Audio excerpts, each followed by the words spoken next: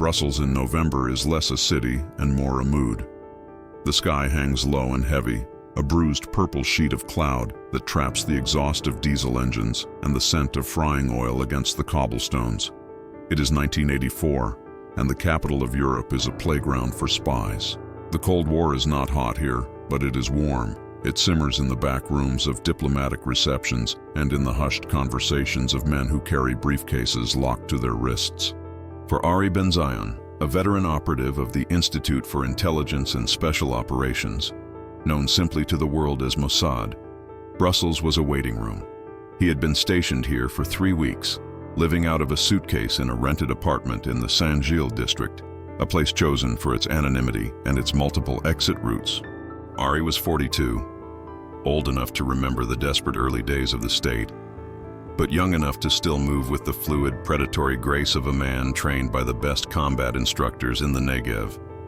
He sat now in a parked sedan, the engine cold, watching the entrance of the Hotel Metropole.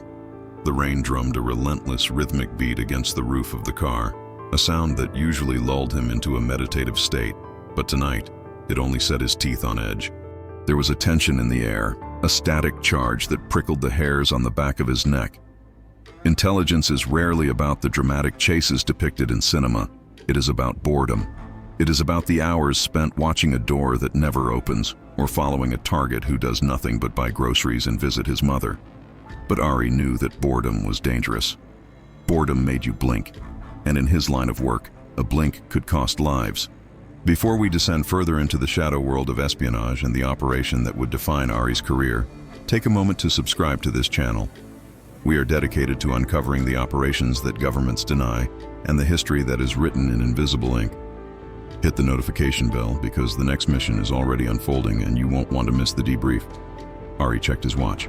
1845. The target, a high-ranking liaison for a radical faction operating out of Damascus, was scheduled to attend a diplomatic mixer at the hotel across the street. The intelligence was solid, provided by a source in Beirut who had never been wrong. But Ari wasn't there to eliminate the target. Not tonight. Tonight was purely reconnaissance. The objective was to identify the man's contacts in Europe, to map the network that was funneling funds and dual-use technology back to the Levant. Ari's stomach growled, a sharp reminder that he hadn't eaten since dawn. He rubbed his eyes, feeling the grit of sleeplessness. He needed coffee. He needed to step out of the metal box of the car and breathe real air, even if it was damp and smelled of wet wool. He scanned the street. 2 blocks down, the warm yellow glow of a café spilled onto the wet pavement, Le Petit Bistrot. It looked inviting, unassuming. A place where bureaucrats and students ate croque-monsieurs and argued about politics. He made a decision. He would maintain surveillance from the café window. It offered a direct line of sight to the hotel entrance, and the rain would provide cover for his presence. He locked the car, turned up the collar of his trench coat, and stepped into the deluge. He didn't know it yet, but that decision to seek coffee and warmth was the turning point. Fate, in the world of intelligence, often disguises itself as a mundane choice. As he walked, Ari practiced the tradecraft that had kept him alive for 2 decades. He checked his reflection in shop windows, not to admire his appearance, but to see who was behind him. He walked on the outside of the pavement, keeping distance from the dark alcoves of doorways. He kept his hands free, ready. By the time his hand touched the brass handle of the café door, he had already cataloged every car parked on the street and every pedestrian within 100 meters. He was a ghost moving through the gray city, unaware that he was about to walk into a nightmare. To understand the threat Ari was walking toward, one must understand the man known only as the Architect. In the classified archives of Tel Aviv, Washington, and Paris, his file was thick with photos of cratered buildings and twisted metal, but very few photos of the man himself. He was a freelancer, a master of ordnance who sold his skills to the highest bidder, though his ideology leaned heavily toward the radical factions that sought the destruction of the existing order in the Middle East. The Architect did not build bombs that ticked. He built masterpieces of destruction that were triggered by light, by pressure, by specific radio frequencies. He was a ghost who moved through Europe's porous borders, leaving devastation in his wake. Intelligence reports had placed him in Berlin 3 months ago, then in Vienna. Now, the whispers said he was in Brussels. The architect's philosophy was simple. Terror was theater. The target didn't matter as much as the spectacle. He wanted the world to watch. He wanted the fear to be palpable, to seep into the living rooms of comfortable families in London and New York. And tonight, he had planned his greatest performance. The diplomatic reception at the Hotel Metropole wasn't just a gathering of ambassadors and attachés. It was a symbol of Western cooperation with moderate Arab states, a fragile alliance that the architect's employers were desperate to shatter. A bomb here, placed correctly, would not just kill diplomats, it would kill the peace process. It would sever the back-channel communications that men like Ari Ben Zion had spent years protecting. The device was already in the city. It had been smuggled in pieces, the explosives disguised as industrial putty, the detonators hidden inside high-end electronics. The assembly had taken place in a safe house in the Molenbeek district. Now it was on the move. But the architect had a problem. The security around the hotel was tighter than anticipated. The Belgian gendarmerie had deployed snipers on the rooftops and plainclothes officers in the lobby. A direct approach was impossible. So the architect had improvised. He needed a staging ground. A place close to the hotel, but outside the security cordon. A place where his team could wait, observe, and prepare the final delivery mechanism. He needed a place that was invisible because it was so ordinary. He had chosen Le Petit Bistro. Ari Ben Zion pushed open the door of the café, a small bell chiming above his head. The warmth hit him instantly, smelling of roasted coffee beans and garlic butter. He shook the rain from his coat and scanned the room. It was busy, but not crowded. Couples huddled over candlelight in the corners. A group of university students laughed loudly near the bar. A solitary old man read a newspaper by the radiator. Ari chose a table near the window. It gave him a clear view of the Hotel Metropole across the street, but kept him in the shadows of the café. He sat with his back to the wall, a habit he couldn't break even if he wanted to. He placed his damp hat on the chair next to him and waited. He was looking for a waiter, but instead, he saw her, the waitress. She was young, perhaps early 20s, with dark hair pulled back in a severe bun and eyes that looked too large for her pale face. Her name tag read, Ilara. Ari watched her as she moved between the tables. She was efficient, quick, but there was something else. A rigidity in her shoulders, a tremor in her hand as she cleared a table. Ari frowned. He had spent a lifetime studying human behavior. He knew the difference between the stress of a busy shift and the stress of mortal terror. Ilara was terrified. Ari Ben Zion's eyes were cameras, recording everything. He noted the exit to the kitchen, swinging doors that didn't close all the way. He noted the stairs leading down to the restrooms and presumably a cellar. He noted the two men sitting at the table closest to the kitchen. They were drinking espresso, but their eyes weren't on each other or the room. They were fixed on the kitchen door. They didn't fit. Their jackets were too bulky for the warm room. They sat with the stillness of predators, not the relaxed posture of patrons. Ari's internal alarm, usually a low hum, began to ring louder. Ilara approached Ari's table. She kept her head down, avoiding eye contact. She placed a coaster on the table with a trembling hand. Un café, s'il vous plaît. Noir, Ari said, keeping his voice low, his French accented but fluent. Yes, monsieur, she whispered. Her voice was tight, constricted. As she turned to leave, she stumbled slightly. It seemed like an accident, a clumsy pivot on a wet floor. She reached out to steady herself on Ari's table, her hand brushing against his menu. For a split second, her eyes met his. It wasn't just fear Ari saw there. It was a plea, a desperate, silent scream for help. It lasted less than a heartbeat. She recovered her balance, mumbled an apology, and hurried toward the bar. Ari didn't move. He didn't turn his head to follow her. He kept his gaze fixed on the street outside, on the hotel entrance where limousines were beginning to arrive. But his mind was racing. What did I just see? He asked himself. Am I projecting? Is she just having a bad night? An abusive boyfriend? A harsh boss? But the men near the kitchen, they had watched her stumble. One of them had shifted in his seat, his hand moving instinctively toward his waist, toward a weapon. Ari took a slow breath. He was unarmed, Mossad operatives in Europe rarely carried firearms unless a hit was authorized. Getting caught with a gun by local police would blow his cover and cause a diplomatic incident. His only weapons were his hands, his mind, and whatever he could find in this room. He looked at the menu she had brushed against. It was a standard laminated sheet, nothing unusual. He looked at the table, the coaster. He watched Alara at the bar. She was preparing his coffee. The espresso machine hissed loudly. She glanced at the two men near the kitchen, then quickly looked away. The man on the left tapped his watch. A deadline. Ari realized with a sinking feeling that he wasn't just on surveillance anymore. He had walked into an active operation. But whose, and what was the objective? The café was a perfect observation post for the hotel. If he had chosen it for that reason, others could too. But the fear in the waitress's eyes suggested something more immediate than surveillance. They weren't just watching. They were holding ground. Alara returned with the coffee. The cup rattled against the saucer as she placed it down. "Your coffee, monsieur," she said. Ari looked at her. Really looked at her.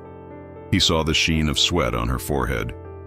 He saw a bruise, fresh and purple, blooming on the inside of her wrist, partially hidden by her sleeve. "Is everything all right, mademoiselle?" Ari asked, his voice casual, a standard customer query. "Everything is fine," she said, but the words were robotic. Then she did it. She reached for the sugar container on the table. It was full. There was no need to touch it. She rotated it. Once, twice, 3 times. Clockwise. Then she picked up the salt shaker and placed it on top of a napkin. It was a clumsy, strange movement. To an ordinary patron, it would look like fidgeting, nervous energy. But Ari Ben Zion was a student of patterns. He saw the deliberation in it. She was trying to tell him something. She was trying to break the script she had been forced to follow. She looked at the salt shaker, then at the kitchen door, then back at the salt shaker. Salt, sell in French, soul in a few languages, cellar. She was looking at the floor. Ari's pulse quickened. The kitchen, the cellar, the men guarding the door. She wasn't just a terrified waitress. She was observant. She had identified him as someone who didn't belong, someone who watched the room like a cop or a soldier. Civilians look at their phones or their partners. Pros look at the exits and the threats. She had spotted him spotting them. She walked away before he could acknowledge the signal. Ari took a sip of the bitter coffee. It tasted like ash. He had to make a choice. Walk away and call the local authorities. By the time the Belgian police arrived, assessed the situation, and organized a raid, whatever was happening here would be over. Or worse, a hostage situation would turn into a bloodbath. The architect's signature was high explosives. If this was related to the hotel across the street, there was a bomb nearby. Ari Ben Zion put the cup down. He wasn't leaving. The rain outside intensified, blurring the lights of the Hotel Metropole into streaks of gold and red. Inside the bistro, the atmosphere was suffocating. Ari sat motionless, his mind deconstructing the environment. He needed to verify his hypothesis. The signal, the rotation of the sugar, the placement of the salt, was crude but specific. Cellar, or perhaps below. Why would she signal him? He watched the two men by the kitchen again. They were definitely security, but not for the cafe. They were the perimeter. If they were the perimeter, the asset, or the threat, was behind those swinging doors. Ari needed to probe the perimeter. He needed an anomaly to force a reaction. He raised his hand, signaling for Alara. She froze near the register, looking at the men before daring to acknowledge him. The man on the left gave a slight nod. "Go ahead. Serve him. Keep it normal." She walked back to his table. "Monsieur, I've changed my mind," Ari said, his voice carrying slightly, enough for the men to hear. "I'm quite hungry. I'd like to see the menu again. And perhaps, do you have a telephone I could use? I need to make a local call." It was a standard request in 1984, no cell phones. A patron asking for a landline was common, but it was also a test. Alara went pale. The phone is out of order, monsieur." "A pity." Ari smiled warmly, disarming. "And the menu?" She handed it to him. As she did, she tapped her finger on the plastic cover. Tap, Tap, tap, 3 taps. Ari took the menu. He opened it. He looked at her hand. Her index finger was pointing, seemingly inadvertently, at an item. Steak tartare, raw meat. No, that wasn't it. He looked closer. She wasn't pointing at the food, she was pointing at the price. 15 francs. 15 minutes? She withdrew her hand as if burned.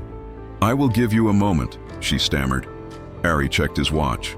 19:05. If 15 meant minutes, something was happening at 19:20.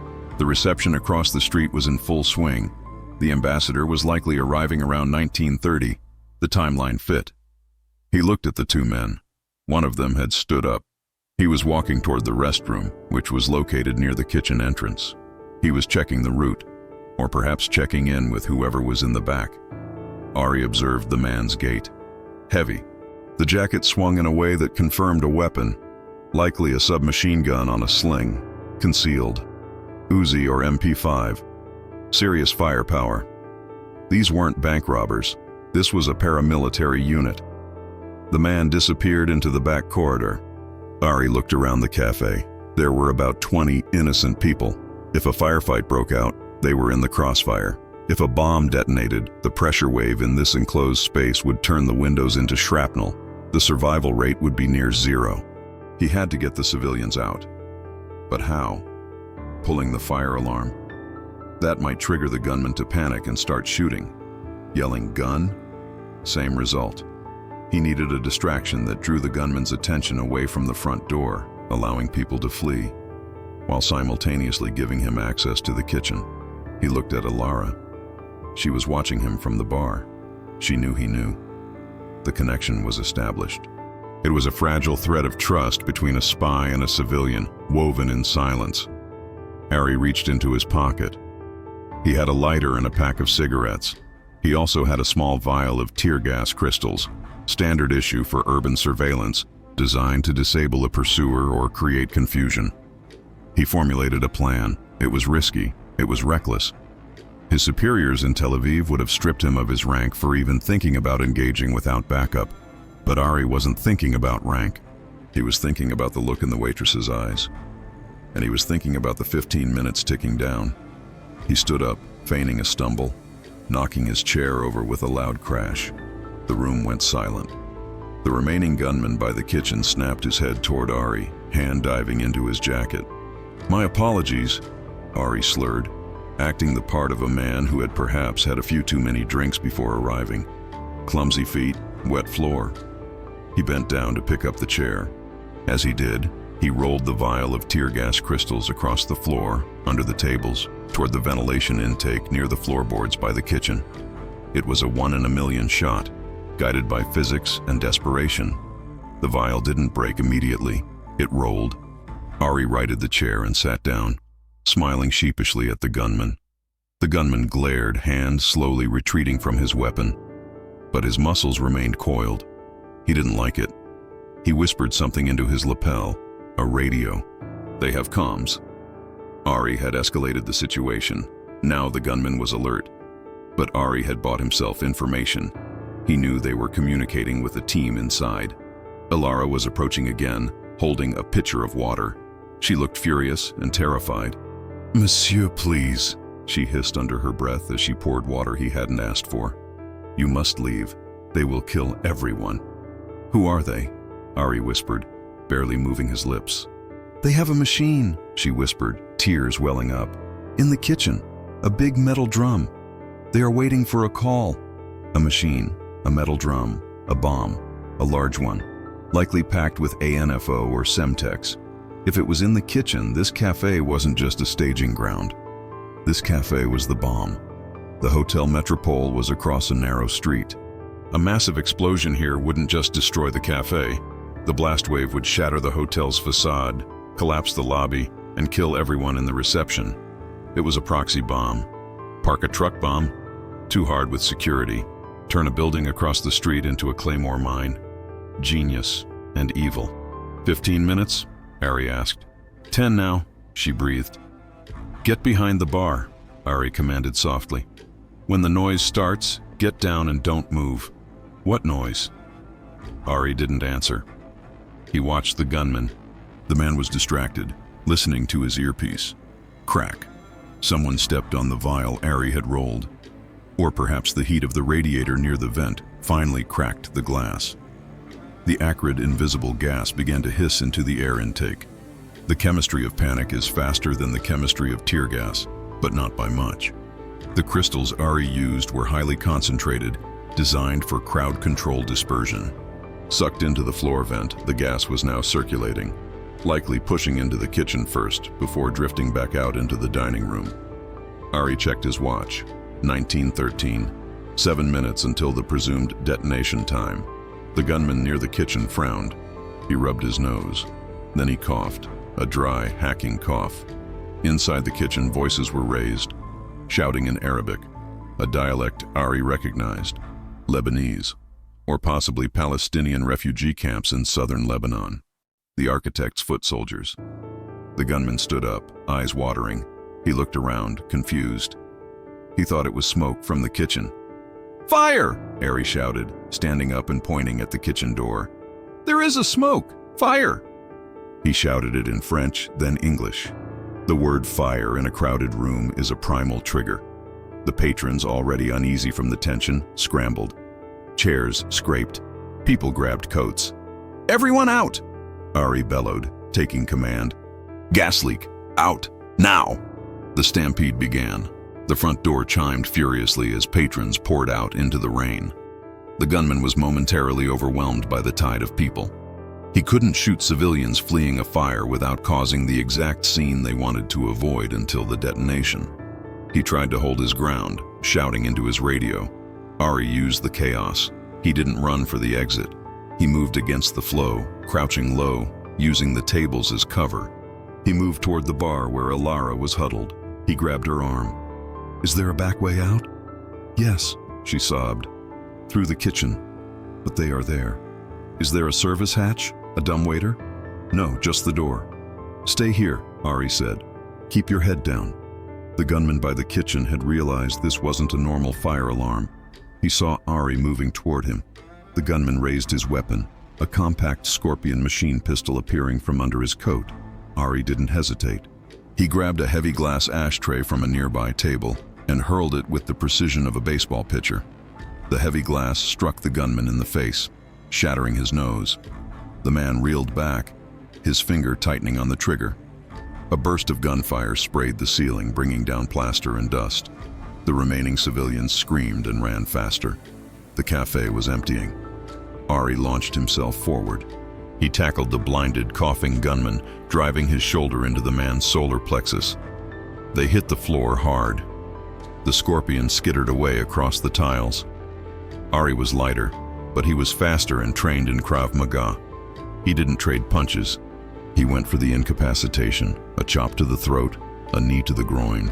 The gunman curled up, gasping for air, incapacitated by the tear gas and the blows. Ari grabbed the Scorpion. He checked the magazine. Full. He dragged the unconscious gunman behind the cover of the heavy wooden espresso bar. Alara was there, curled in a ball, hands over her ears. "Listen to me," Ari said, his voice calm, cutting through the ringing in her ears. "I need to know how many are in the kitchen." "3," she gasped, "plus the one who went back there. 4 hostiles, plus a massive bomb, and less than 5 minutes." The tear gas was getting thicker in the dining room, but the kitchen doors were swinging open. The gas was coming from there. A man emerged from the kitchen wearing a gas mask. He held an AK-47. He sprayed the dining room blindly, suppressive fire to keep anyone from approaching. Ari popped up from behind the bar, fired 2 controlled bursts. The hostile dropped, hit in the chest. "Alara," Ari said, "I need you to run. Now. Out the front door. Find the police across the street. Tell them blue code. Can you do that?" "I can't leave you," she said, surprising him. "My brother." "They have my brother in the cellar." Ari froze. "Leverage. That's how they got her to cooperate." "Is he alive?" "I think so. I heard him yelling before." Ari looked at the kitchen door. He couldn't just throw a grenade in there, not that he had one. If there was a bomb, the concussion might set it off. He had to go in. He had to neutralize the threat surgically. "Stay here," Ari said. "Do not move until I come back." He took a deep breath, fighting the urge to cough as the tear gas stung his eyes. He stripped the gas mask off the dead gunman he had just shot. It was grim work, but necessary. He pulled the mask over his own face. The world narrowed to 2 glass circles and the sound of his own breathing. He checked the Scorpion. Ready. He moved toward the kitchen doors.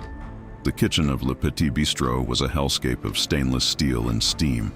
The tear gas was dense here, swirling in the draft from the extractor fans. Ari entered low, rolling across the threshold. 2 gunmen were waiting. They were coughing, their eyes streaming, but they were firing toward the door.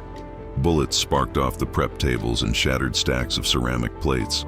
Ari was the only one who could see clearly thanks to the stolen mask. He acquired his targets. Target 1, left side, behind the stove, firing blindly.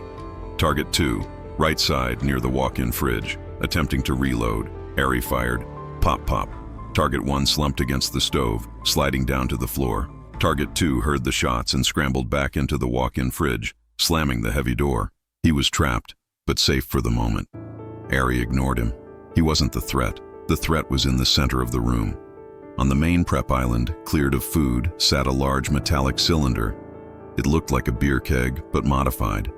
Wires spilled out of the top, connecting to a digital timer and a receiver unit.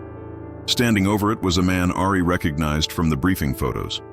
Not the architect himself, he rarely got his hands dirty, but his lieutenant. A man known as the engineer. The engineer wasn't wearing a mask. He was weeping from the gas, his face red and swollen, but his hands were steady on the device. He held a dead man's switch, a trigger mechanism that would detonate the bomb if he released his grip. Ari froze, his weapon trained on the engineer's head. "Drop it!" Ari shouted, his voice muffled by the mask. The engineer looked up, squinting through his tears. He smiled, a gruesome expression on his mucus-covered face. "You are too late, Zionist," the engineer rasped. "The timer is set, or I let go. Either way, the hotel falls." Ari glanced at the timer. 02:30, 2 minutes and 30 seconds. "You'll die too," Ari said, stepping closer, keeping the gun leveled. "We all die," the engineer said. "Some of us die for a purpose." Ari's mind raced. He couldn't shoot him. If the engineer dropped the trigger, the bomb went off. He couldn't rush him. The distance was too great. He needed to change the equation. "Your team is dead." Ari lied. "The police are outside. The hotel has been evacuated. The ambassador isn't there." He was gambling. He needed to break the man's resolve. The architect's followers were fanatics, but even fanatics hated the idea of dying for nothing. "You lie," the engineer spat. "Look at the camera feed," Ari said, gesturing vaguely to the corner of the room where a small black and white TV sat, presumably monitoring the front of the cafe. The engineer's eyes flickered to the TV for a fraction of a second. It was enough. Ari didn't shoot. He lunged. He covered the 3 meters in a heartbeat. He didn't go for the gun. He went for the hand holding the switch. He clamped his own hand over the engineer's hand, squeezing tight, ensuring the grip didn't loosen. They crashed into the prep table. The bomb wobbled but stayed upright. The engineer screamed and tried to draw a pistol with his free hand. Ari slammed his forehead, protected by the mask, into the engineer's nose. Cartilage crunched. But Ari didn't let go of the hand. He couldn't. They were locked in a deadly embrace, dancing on the edge of oblivion. The timer on the bomb ticked down. A 1:45. "Let go!" the engineer screamed, struggling. "Never!" Ari grunted. He swept the engineer's legs, bringing them both to the floor. The impact was hard. Ari's hand slipped slightly, wet with sweat and blood. The trigger mechanism clicked, halfway. Ari squeezed harder, shouting in exertion. He pinned the engineer's arm to the floor. "Ilara!" Ari shouted, hoping she could hear him through the doors. "Ilara!" The kitchen door swung open. The waitress stood there, holding the Scorpion Ari had left on the bar. She was shaking, tears streaming down her face, but she was there. "Shoot him!" Ari yelled. "Shoot him in the head!" Ilara froze. She had never held a gun. The scene before her, 2 men wrestling on the floor, one wearing a demonic gas mask, a massive bomb ticking on the table. was beyond comprehension. So 115. "He has the trigger," Ari shouted. "If I let go, we die. Shoot him." The engineer laughed, a bubbling, bloody sound. "She cannot do it. She is weak." Ilara looked at the bomb. She looked at the door to the cellar where her brother was. She looked at Ari. Her eyes hardened. She didn't look like a waitress anymore. She looked like a sister fighting for her family. She stepped forward. She didn't aim for the head. She jammed the barrel of the gun into the engineer's shoulder and pulled the trigger. The recoil nearly knocked her over. The engineer screamed as his shoulder shattered. His body went into shock. "Hold the trigger," Ari commanded her. "Put your hand over mine. Hold it." She dropped the gun and threw herself onto the floor, clamping her small hands over Ari's massive, bloodied fist. "I have it," she sobbed. "I have it." Ari didn't let go. "We hold it together. Do not let go." He looked up at the bomb. U-045. "Now," Ari said, his voice calm again. "We have to disarm it." He looked at the wiring. It was complex, a nest of red, blue, and yellow wires. But Ari had been trained by the best demolition experts in the IDF. He reached for a knife on the floor, the engineer's knife, dropped in the scuffle. "Keep squeezing," he told Ilara. He stood up, leaving her pinned to the floor, holding the dead man's switch on the unconscious terrorist's chest. He moved to the bomb. Zu-030. He examined the detonator. It was a dual system, timer and remote. He traced the power source, a 9-volt battery pack taped to the side. Too simple. The architect would have a collapsing circuit. If he cut the power, it might blow. He looked for the blasting cap leads, 2 thin silver wires entering the explosive putty. 015. He had to cut the connection between the detonator and the explosive. He brought the knife blade to the silver wires. His hand was shaking. He steadied it against the cold steel of the keg. 010. Outside, he heard sirens. The police were finally here. Too late. "Close your eyes, Ilara," Ari whispered. He sliced the wires.